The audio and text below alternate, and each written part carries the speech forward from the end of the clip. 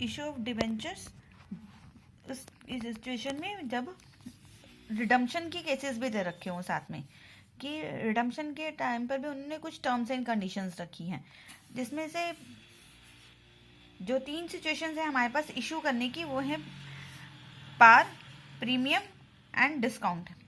ऐसे ही जब रिडम्पशन है तो रिडम्पशन जो है हम एट पार और प्रीमियम कर सकते हैं। इसमें से डिस्काउंट का केस नहीं आता है कभी भी, क्योंकि डिस्काउंट का मतलब है कि जितने पैसे उसमें इन्वेस्ट किए हैं उतने भी उसको नहीं मिल रहे हैं, इसलिए डिस्काउंट पर कभी भी जो है रिडम्पशन नहीं होता है।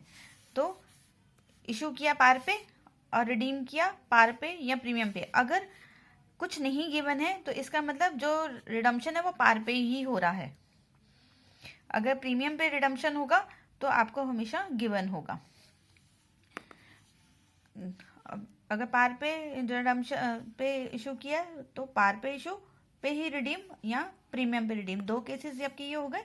प्रीमियम पे इशू किया और रिडम्पशन पार पे या प्रीमियम पे, डिस्काउंट पे इशू किया, रिडम्पशन पार पे या प्रीमियम पे। आपके पास ये टोटल 6 केसेस जो है वो बन जाते हैं, जबकि हमारे पास टर्म्स दे रखी हो 3, 4, 5, 6। जब आपके पास इशू की भी टर्म दे रखी हो और रिडम्पशन के लिए आपको टर्म्स दे रखी हो कि हम इशू तो ऐसे कर रहे हैं लेकिन हम रिडम्पशन जो है वो इस तरह से करेंगे। ठीक है, तो इस सिचुएशन में अब ये देखिए कि अगर पार पे इशू हो रहा है और पाहे पे ही रिडीम हो रहा है तो आपके सिंपल जो है वो ट्रांजैक्शंस होंगी bank to debenture application, debenture application to percent debenture. हमेशा इसमें परसेंट लगा होता है डिबेंचर वर्ड के साथ। इस परसेंटेज का मतलब होता है कि इतने % इंटरेस्ट इस डिबेंचर्स पर दिया जाएगा। अगर इसके आगे 10% लिखा है तो मतलब इन डिबेंचर्स पर 10% इंटरेस्ट दिया जाना है। 9% लिखा है तो उसके मतलब 9% इंटरेस्ट दिया जाना है, जिसमें कि इसमें इंटरेस्ट की कैलकुलेशन और इंटरेस्ट वाला पार्ट जो है आपके सिलेबस में फिलहाल नहीं है। लेकिन हमें डिबेंचर्स के आगे ये जो भी परसेंटेज उसमें क्वेश्चन में गिवन होगी हमें ज़रूर लगानी है, और अगर नहीं गिवन हो तो केवल डिबेंचर्स परसेंटेज का साइन लगा करके खाली छोड़ दीजिए।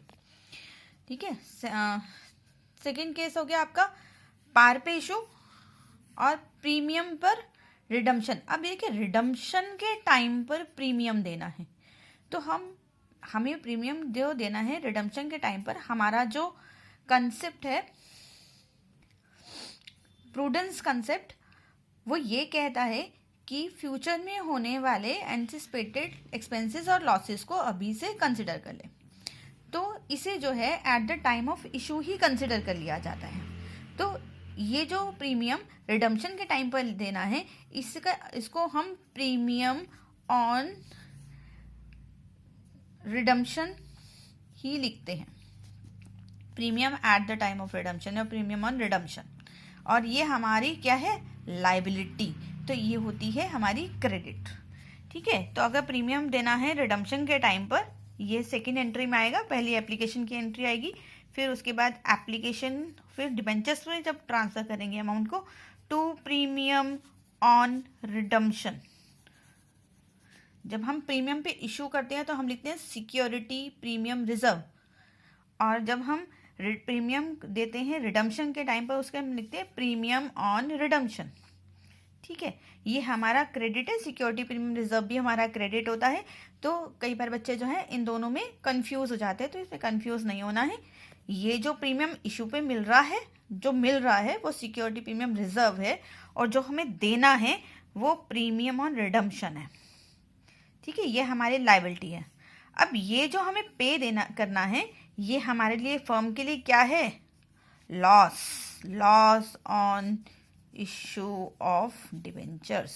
जब हमने इशू किया डिबेंचर तभी हमने कहा कि हम इतना प्रीमियम भी देंगे आपको, तो ये क्या है, हमारा एंटिसिपेटेड लॉस है, और ये लॉस उसी टाइम कंसिडर कर लिया जाता है जब इसे इशू किया जाता है। और उसके बाद ये लॉस राइट ऑफ किया जाता है statement of profit and loss account debit to loss on issue of debentures. ठीक है, अब प्रीमियम का केस, जब हम प्रीमियम पे इशू कर रहे हैं तो आपका सिक्योरिटी प्रीमियम रिजर्व आएगा। तो हमारी एंट्री होगी, पहली एंट्री तो यही, बैंक टू डिबेंचर